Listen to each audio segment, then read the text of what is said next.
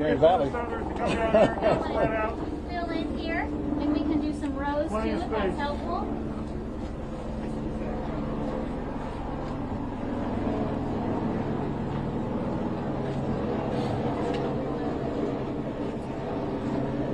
All right, looks like that's everyone. Senator, go right ahead.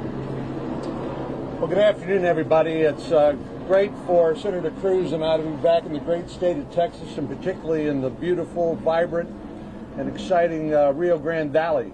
We, of course, come here often and value the friendships and the work that we get a chance to do together on a bipartisan basis. Of course, what brings us here now is this immediate humanitarian crisis.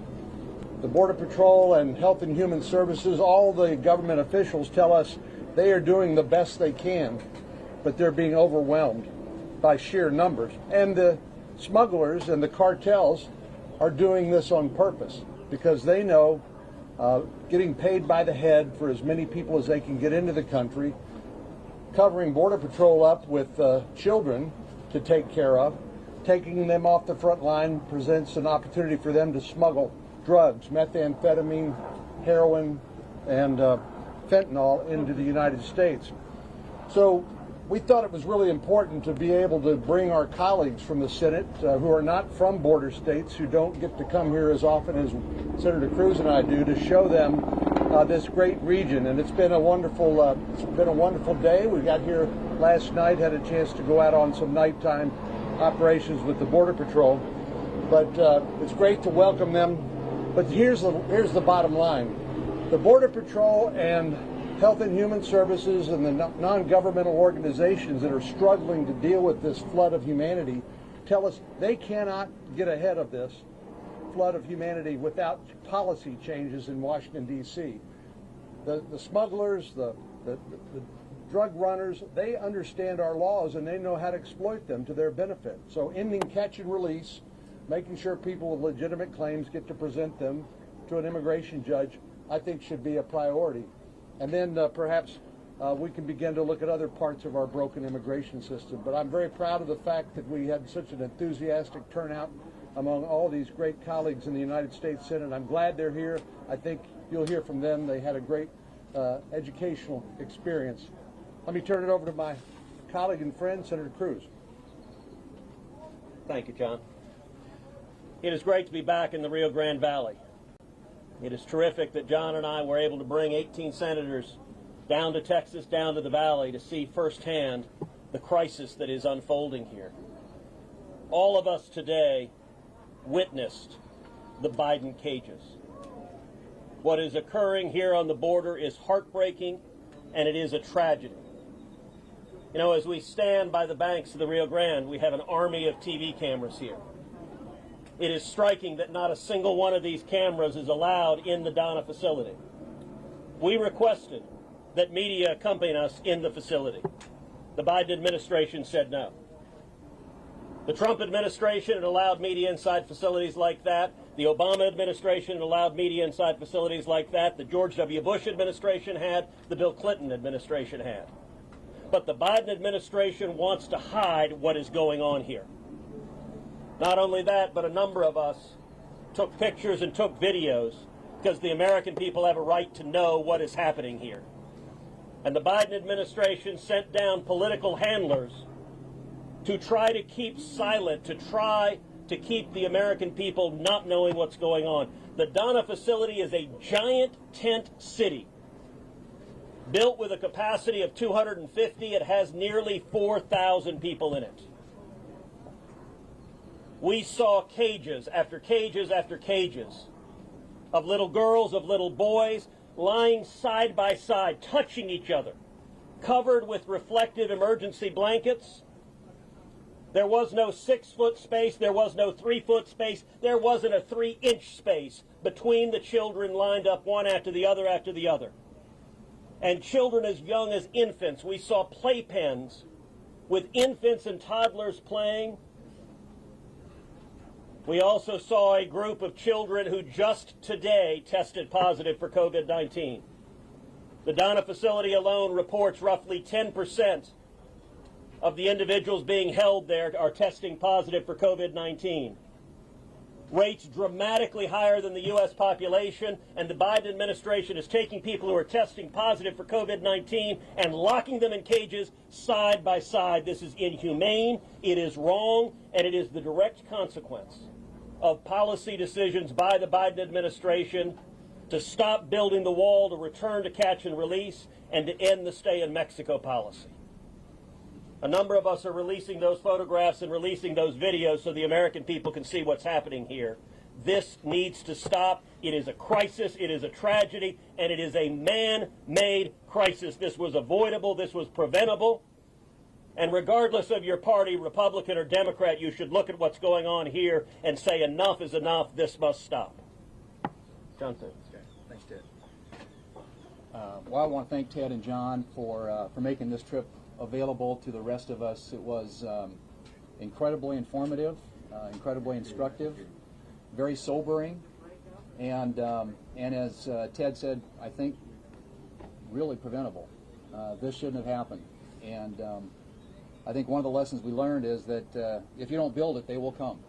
When you don't finish the job and secure the border, you are inviting people into this country, and many of the changes made by the current administration, they were forewarned that this would happen. They were told in advance, this was predictable, that you were going to have thousands of people flooding across the border. And the thing that's probably most concerning, and I say this with all due respect to our Border Patrol folks, is that they spend so much time just taking care of people who come here illegally. They can't stop the bad people, the smugglers, the drug smugglers, the human traffickers. And when you're devoting as much time as they are to taking care and supervising and trying to keep safe all those people who are sitting in these facilities down here, it really is a sad day. We need a change in our policy.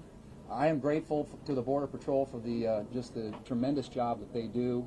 I'm sure it seems like a very thankless job even on a good day, and there aren't many good days when you have thousands of people coming across the border. But we appreciate their work. They're trying to keep our country safe and secure. We need to help them by putting good policies in place and getting away from these failed policies that have been implemented by the Biden administration and that are leading to this crisis on our border. Thanks. We learned from the Border Patrol that they were asked a long time before the inauguration of the new president their advice on how to handle situations at the borders. We're told that they were advised more than once not to change the Remain in Mexico policy. They didn't take that advice, so we have a crisis at the border because this administration wouldn't listen to the people that had tens and tens and tens of years of experience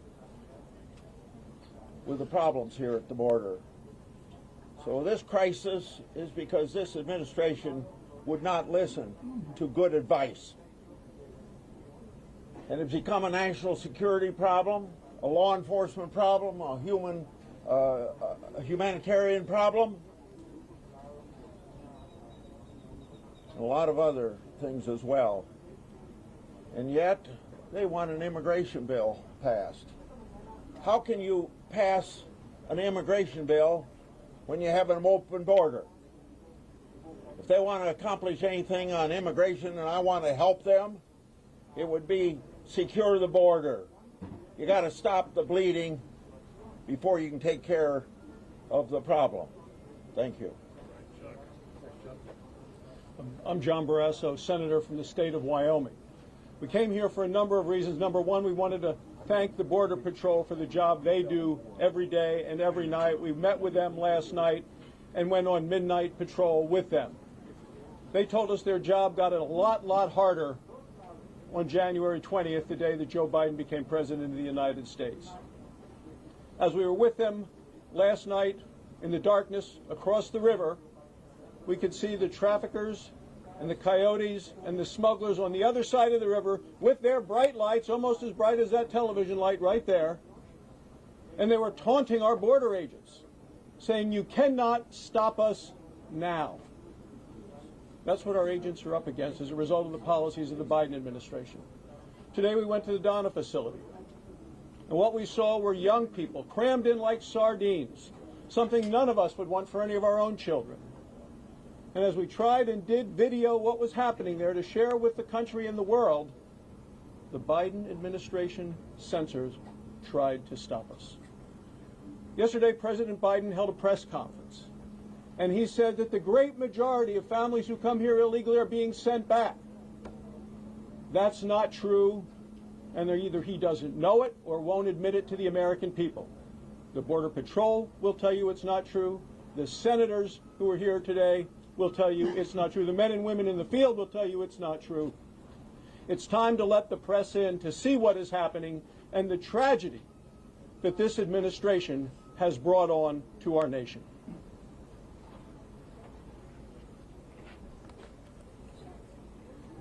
Mike Braun from Indiana, hundreds of miles away. We see all this on our own TV sets back home, and there's no substitute for being here. This was an unforced error on the part of the Biden administration, and when you look at what underpins it, it's that caustic political environment we've got, that if one side is doing it, and it happens to be going well, the other side wants to undo it. And that moment I'll take back, that I'll never forget, is what Senator Barrasso just talked about. To think that you got the brazen statement when we're there, when the Border Patrol is there at midnight, that they're going to keep coming and they're going to get the best of us. That is a sad situation, and I'm hoping that there's enough political will on the other side of the aisle to do what they should have done in the first place, and that's not to try to fix something that wasn't broken and go back to what is working. And you can tell just today, in daylight, helicopters, state trooper boats, Border Patrol, and there was something that just happened between when we went upriver and back. That's how tough it is. I'm Dan Sullivan from the great state of Alaska. I am literally thousands of miles from home.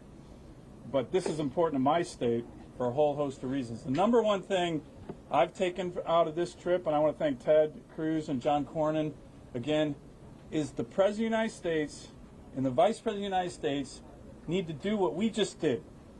They need to come down here, they need to listen, and they need to learn. Here's what I've learned. We have an upside-down border policy in America. What do I mean? We have open borders on the southern border. There's no doubt. And by the way, the people coming in who are released immediately almost, they're not tested at all. Open borders, no testing for COVID. For the southern border. For the northern border, we have closed borders. My state is facing an economic catastrophe, the great state of Alaska. People want to come travel there even after being vaccinated, and we have that border closed. What we need is the opposite. A closed border here for the time being and an open border on the northern border. That's what the President and Vice President will learn if they come down here like we did and learn from the people. Ted and John, this is the most informative trip I've ever taken, and that's saying a lot. Why are 18 senators here? Because it's the biggest issue facing the country in many ways right now. So what have I learned? They knew. If the Trump administration had been told something and they did the opposite and it blew up in their face, everybody would be asking the Trump administration, what did you know and when did you know it? So I'm going to help you here with your reporting. Mr. Hastings, who's a 2-star Border Patrol leader, told us that he briefed transition members of the Biden administration as to what would happen if you do away with the Remain in Mexico policy. He told us they briefed the Biden administration what would happen if you changed the Title 42 laws to allow unaccompanied children to come here and not be sent back home. Everything they said would happen happened. So if you don't do it, I'm going to do it. I'm going to find out who he talked to and memorialize that conversation and hold them accountable, because they knew, and when they say this is Trump problem, they're lying. This is a problem of their own making. What else have I learned? That Joe Biden, the president, made the problem worse yesterday. This was a nightmare press conference. He told everybody, don't worry, we got crowded facilities. We're going to build 5,000 more beds in Texas at a military base. So how does that play in Central America? They're going to expand the number of people they can take. He said when a child has a phone number on their wrist, we're going to call the family member and unite that family. This is uniting illegal immigration. So the last thing I learned is that we're complicit as a nation in human trafficking. What did we learn last night? There's a trail on our side of the border with markers placed by the federal government to show illegal immigrants where to go. That we're transporting people who pay to get here the last mile with your taxpayer dollar. It's costing about $800 a day per child. If we don't change the pull factors, go back to the Remain in Mexico policy where they can't apply for asylum here, send the unaccompanied minor children back to their home country, there will be 250,000 people a month coming. The Border Patrol said there is no end to this. So Vice President Harris, this is your job to fix. I promise you I will work with you, but you cannot possibly understand your job unless you come here. The last thing we're going to do is introduce a resolution praising the men and women of the Border Patrol and the Customs Department. I've been to Iraq and Afghanistan 56 times. Our soldiers serve in incredibly tough conditions. What we're asking the men and women of the Border Patrol to do is inhumane. They have to deal with things that I don't know how they make it through the day. I don't know how their families stay together. So we owe it to them. Finally, the president said, I'm not going to apologize to anybody about my policies. Mr. President, you need to apologize to those whose job it is to secure the country for making their job impossible. And most importantly, you need to change. I'd like to follow Lindsay and tell you what I learned. First of all, those signs that he was talking about, it's a big old yellow arrow. I called it the Biden arrow, showing illegal immigrants how to come into this country.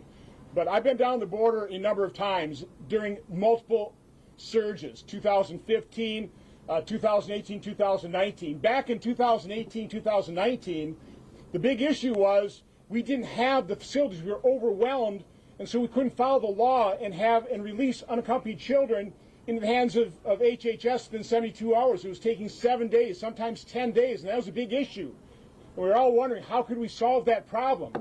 What I found out last night, that's not a problem right now, because the Biden administration has set a goal for Customs and Border Patrol to process and release people in an 8-hour time frame.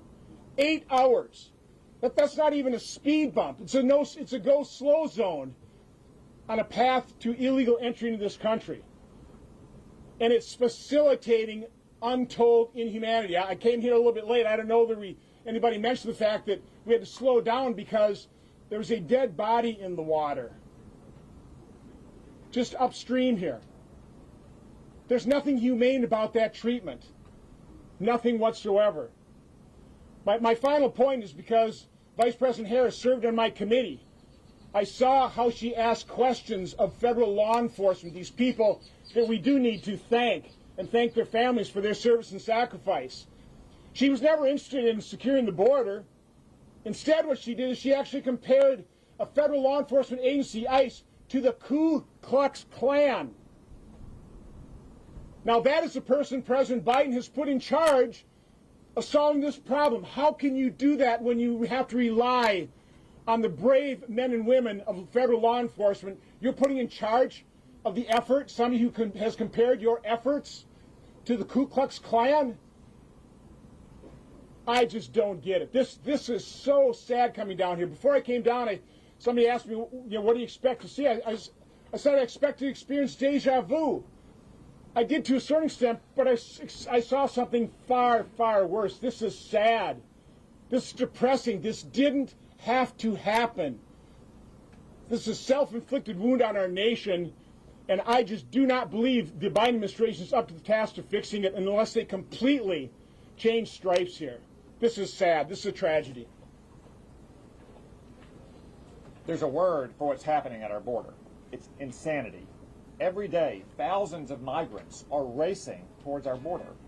Yet those migrants are not running away from Border Patrol officers. They're running to the Border Patrol officers because they know, and their smugglers and their traffickers know, that they can game our asylum system. They can be released from the country into a matter of days, sometimes a matter of hours, and they will never have to go back to their home country. Meanwhile, the brave men and women of our Border Patrol who signed up to be law enforcement officers are compelled to be social workers, babysitters, and cafeteria workers. The madness needs to stop, and there's only one way to stop it. It's for Joe Biden to say, do not leave your home. Do not come to our country. If you do, you will not get in, and we will send you home. And until Joe Biden says that, the madness will continue. Hardworking taxpayers will be forced to spend billions on this crisis. Drugs will continue to flow into our country and devastate American families. Our borders will be wide open to potential terrorists. The madness has to stop. I'm John Hoven from North Dakota. What a difference between the northern border and the southern border. I want to thank John and Ted for bringing us down here. There's 18 senators here, and what we're trying to accomplish is we want the American people to understand what's going on here. We just want the American people to understand what's going on here, because if they do, they'll say, no, this has to stop right now. You have to change this right now. As we said, we just came by a dead body in the water, just coming back to this press conference. Last night when we landed, we went with the Border Patrol out and saw where the migrants are coming across the river, coming up trails, and they're being, in essence, processed under a bridge. Is that how we do things in America now? We have people streaming in illegally, children, women and children. We just let them come in, and we process them under a bridge in the middle of the night, and we won't let the American people see it? We won't let senators take a picture of it? Is that how we do things in America now? You see, I think if the American people understand what's going on, they're going to say, no, you change this right now. And that's what this is about. Today, we go to the Donna Processing Center. It's a tent. It's a big tent. How many of you been in there? I guess not, right? Well, we're in there today. And why aren't you in there? What's going on? It's a big tent with COVID protocols. They're supposed to have a maximum of 250 people in there. 250 with COVID protocols. Without COVID protocols, a maximum of 1,000 people. How many are in there today? 4,200. And in this sector alone, 3,000 people a day are coming across every single day. We asked the Customs and Border Protection, the Border Patrol professionals, what do you need to stop this so you can get on top of it, so you can do your job? What has to happen? What's the number 1 and 2 things? They said, look, if you reinstate the Remain in Mexico and the safe third country approaches, we can get on top of this right now. That's what needs to happen, and that needs to happen right now. And then, as Senator Grassley said, and others have said, then let's figure out how we do address immigration in an intelligent and a humane way. But it starts with the American people understanding what's going on right now and us changing it. Thank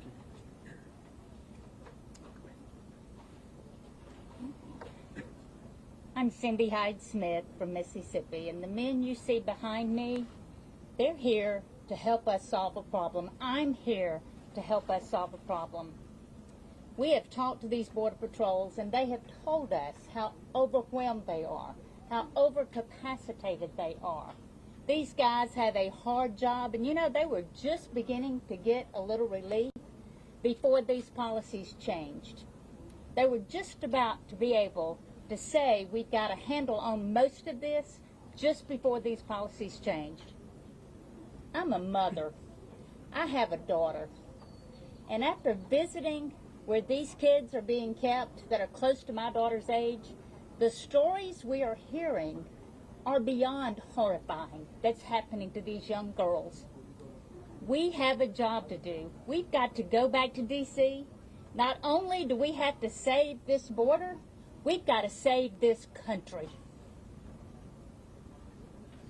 Tom Tillis from North Carolina. A lot of my colleagues have covered the tragedy here. Can you imagine how any president or vice president, given the facts that we presented here, and these are facts, ladies and gentlemen, you can go out to our websites, and I hope that you will, and share this information with the American people. 2-year-old and 3-year-old children sitting alone at a bench unaccompanied. They called them playpens, but they were actually holding areas for little babies. I've got pictures. My colleagues have pictures. Go out there, report to the American people, and maybe the president will take notice. And the next time Vice President Harris is asked if she's coming to the border, instead of laughing and saying, not today, get down here, get informed, and recognize you've got a crisis and it's on you to fix it. And we stand ready to help. My name is Mike Lee. I'm a senator from Utah. I'm about 1,500 miles from home. But in a sense, I feel at home here. I spent 2 years living here as a young man in the early 1990s. I learned to love the Rio Grande Valley as if it were my own home, but in many ways, my heart is still here. I don't think I ever imagined back then, spending time as I did, hanging out in this very park, that one day I'd come back here as one of 18 U.S. senators, touring facilities along the U.S. border with this kind of misfortune, with this kind of deliberateness in bad public policy. We're a nation of laws. We're a nation of immigrants. We need to be both. We don't have to choose between one and the other. In fact, we know from sad experience that if we cease to be either, we will cease to be both.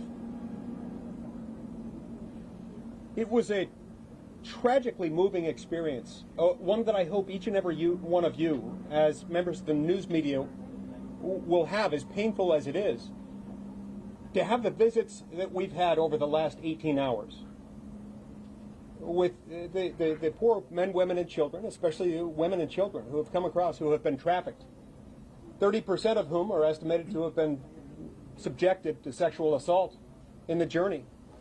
Meanwhile, over the last month, it's been estimated that these drug cartels are making $14 million every single week, smuggling them, abusing them, and contributing to an environment of lawlessness. Lawlessness is not compassion. Open borders is not an answer to enabling a thriving of the human condition. Somos una nación de leyes. También somos una nación de inmigrantes. Podemos ser los dos. Debemos de ser los dos. I'm Senator Steve Daines from Montana. You might ask, what's a Montanan doing here in the southern border? Well, I represent a state, a northern border state, that has a southern border crisis. What we haven't talked much about yet today in this press conference is what's going on with the drugs pouring across the southern border. It's a zero-sum game down here in terms of what's going on with our Border Patrol. They have a limited number of resources. In fact, we've deployed some of our northern border resources here to help out in the southern border. For every hour they spend processing the flood of illegal immigrants coming across the border is an hour that is taken away from being in the front lines defending our country and stopping the flood of Mexican meth, Mexican heroin, Mexican fentanyl. 20 years ago in Montana, meth was homemade. It was homegrown. And it had purity levels less than 30%. Today, the meth that is getting into Montana is Mexican cartel. It has purities north of 95%. Far more dangerous, far more addictive, and it's less expensive because they're producing so much of it and then shipping it into our country. I spoke to one of my county sheriffs in Montana 48 hours ago. He told me he was holding 7 Mexican cartel members in his jail in Montana in the last couple of weeks. We have MS-13 gang members in Montana. So this is an issue that affects a northern border state like Montana. And finally, Montanans are scratching their heads. They're asking, where's the common sense when a U.S. citizen, if they leave the country and want to come back in, you have to produce a passport and a COVID test result. That's not true right now on the southern border. And we're scratching our heads and asking why. It's James Langford from Oklahoma. I know why President Biden doesn't want the media to be here, because we do have an open border. Last night when we stood under that bridge, we watched as families, if you had a 6-year-old or younger come in, within hours you were processed and released into the country. If you were an unaccompanied minor, you were sent over to the Donna facility, which we went and visited. That facility, just in one of the pods that I stood in, is designed for 80 people in that pod, and they had 709 people in that pod when we were there. Literally wall to wall in every one of the plexiglass little cells that they have, and then people flooding out into the hallway in between them. 709 people in a pod set up for 80. So that's what happens to the unaccompanied minors. Families are released into the country immediately. And for single adults that are crossing the border, here's the basic thing that's occurring, and everyone down here knows it, and so do the cartels.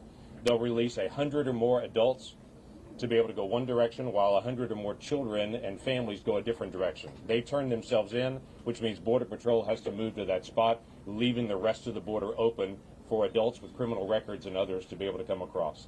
That is the definition of an open border. Removing the security from one area and making sure that people can cross in that area, and allowing 50% of our Border Patrol to have to be used to do input and data processing.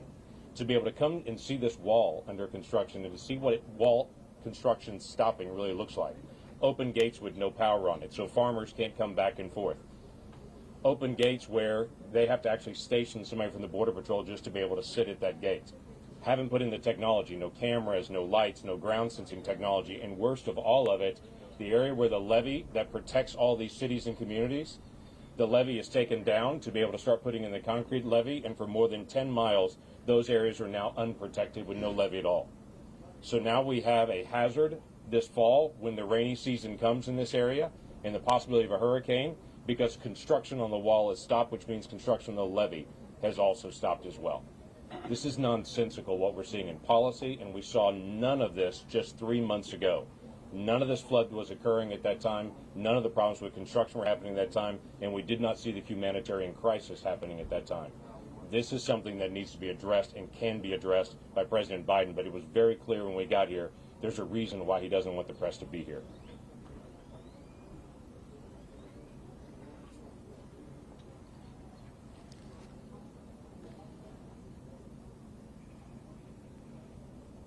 I'm sorry that they won't allow you to see what we saw.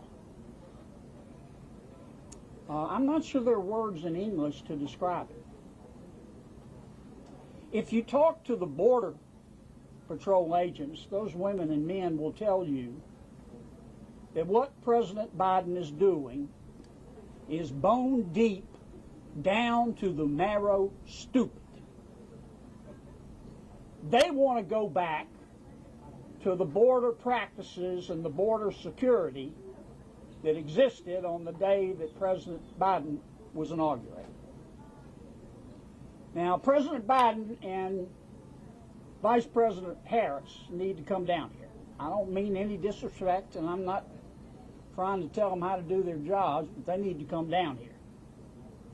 Because it became clear to me today that there are either one or two things going on here. Either President Biden believes in open borders. You do, after all, have to watch what politicians do, not what they say. Or the people that President Biden has put in charge to make border security policy are not qualified to manage a food truck.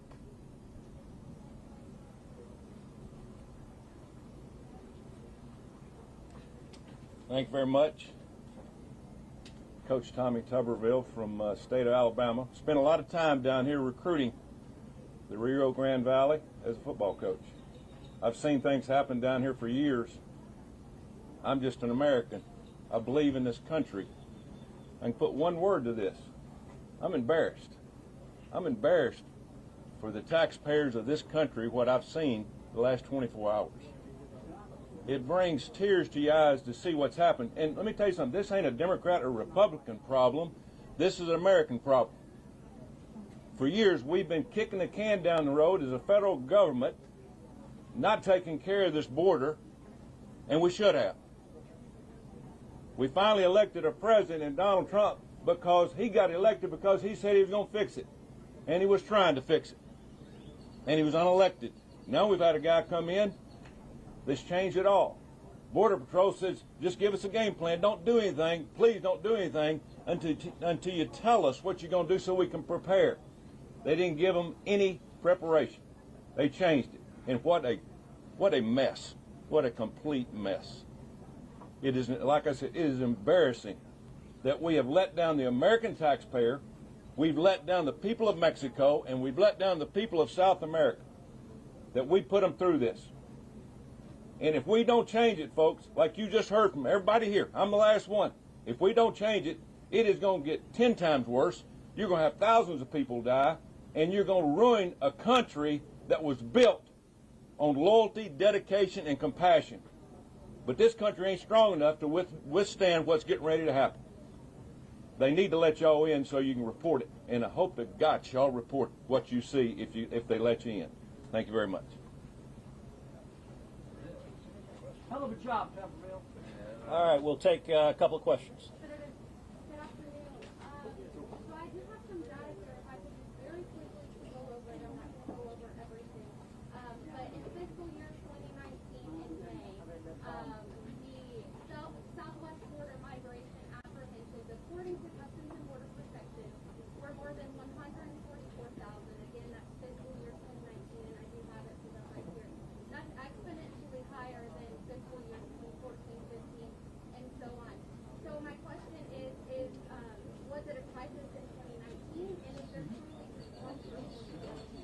So it was a crisis in 2019, and President Trump tried very hard to solve it. He tried to work with Congress. He tried to work in a bipartisan manner. A number of us here were working very closely with President Trump to solve it. There was a court decision called the Flores decision that was mandating the release of children and family units, which was in turn serving as a magnet for bringing more and more children, putting them in harm's way, causing them to be abused, sexually abused, and physically abused by human traffickers. And President Trump tried to work with Congress to fix it, and congressional Democrats had zero interest in fixing it. They said they would not work to do anything. And I'll tell you what turned it around in 2019 is the president negotiated a deal, the Remain in Mexico policy, with the government of Mexico. It was a landmark deal that provided that when people came illegally from Central America through Mexico and they applied for asylum in the United States, that they would remain in Mexico while the matter was proceeding. And that caused the numbers to drop, and drop dramatically. Last year, we had the lowest level of illegal immigration in 45 years. It worked. The policies were working, and what did Joe Biden do? He came in and immediately tore up this international agreement with the government of Mexico, and he has caused, last month, we had 100,000 people intercepted illegally coming into this country. This month, we're on path to have 140,000 people intercepted. There are 15,000 children in custody right now, and those numbers are rising, and they are rising because of the Biden administration's mistakes. We have time for 2 more questions. For decades, Republicans have blocked any effort for meaningful, comprehensive reform on immigration. For decades, all of it. People aren't going to want to stop coming to this country. They clearly do. Quite rightly, everyone here is proud that America is a nation of immigrants. So what are you going to do to solve this challenge long term? Well, the premise of your question isn't right. We are a nation of immigrants. That is absolutely right. My father came to America from Cuba in 1957. He was 18 and he couldn't speak English. He had $100 in his underwear. We're a nation that is built by people coming here seeking freedom. And there's no nation on earth that is more generous, more welcoming to immigrants than the United States of America. But there's a right way to come. The right way to come is legally, following the rules, following the rule of law, coming here legally. The wrong way to come is putting children in the custody of human traffickers. These are vicious transnational criminals. As several folks told you, we just saw a dead body floating on the Rio Grande coming by of someone who died, crossing, no doubt, with a trafficker.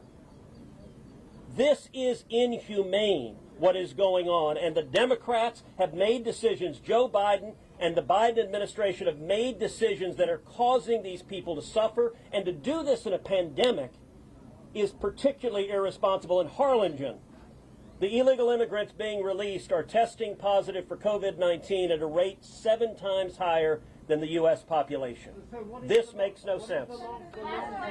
Just very quickly, instead of asking a Republican or a Democrat, why don't you ask the people in charge of policing the border what the problem is? Rather than making a political statement and a question, why don't you walk right over there and ask the guy, what the hell happened? We got a chart. I'll give it to you. This was June right here. See this spike? It was big. What did Trump do? He told Mexico, we're going to put tariffs on all your products unless you allow us to have asylum seekers stay in Mexico. What happened? It went down to a 45-year low because nobody's going to pay $20,000 to come to Mexico and wait for 4 years. The day the first plane load of kids went back to Central America, the unaccompanied minor problem went to a 45-year low. So why don't you do your job as a reporter and ask the professionals what the hell has happened in the last couple of months, and they will tell you. They told the Biden administration, if you do what you're planning, we're going to lose control of the border. They were right. I want to know who they told, and I want those people to be held accountable. I'm not going to give this up. I voted for every comprehensive immigration bill that's ever come out of the United States Senate. It is impossible for me to sit down with Dick Durbin and negotiate any solution to people already here, because if you legalize one person until you fix this problem, you're going to have a human tsunami. It will be another signal there, come to America, welcome. Don't ask us, we're politicians. Ask these people over here what has happened, why have they lost control of the border, and they will tell you.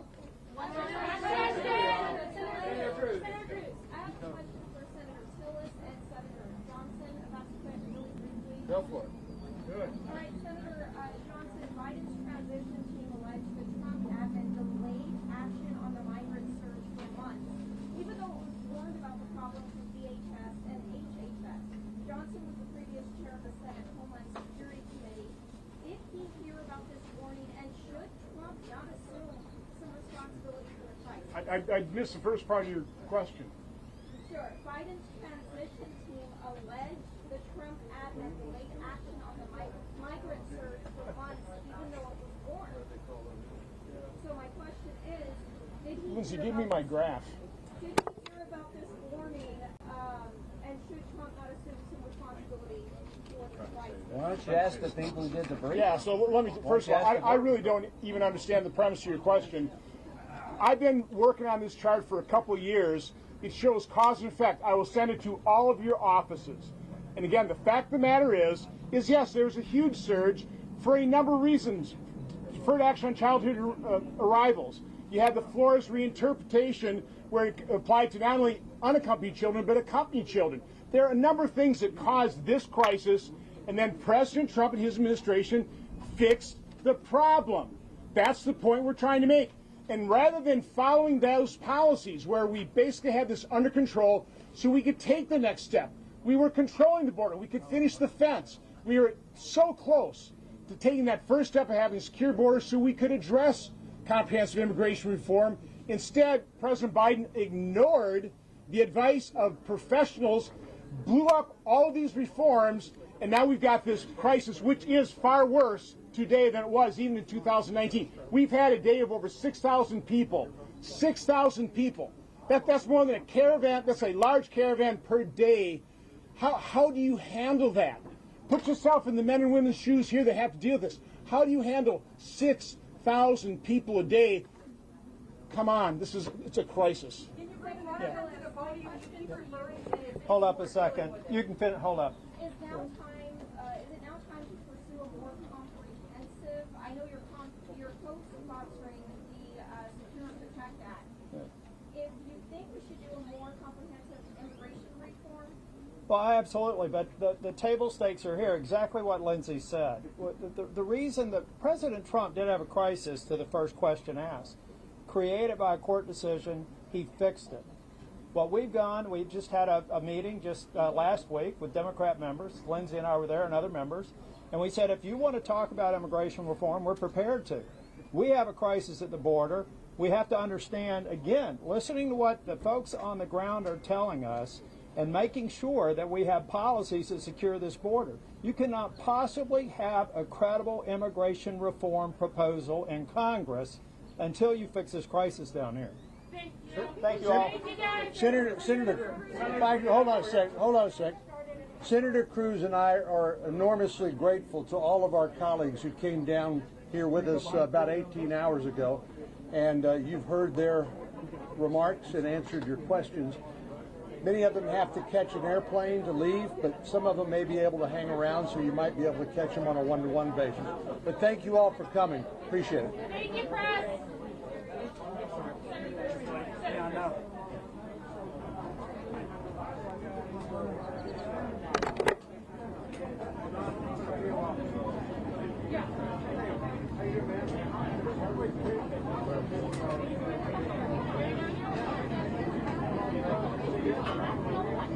Sorry, I cut yesterday short. I had a whole busload of stuff.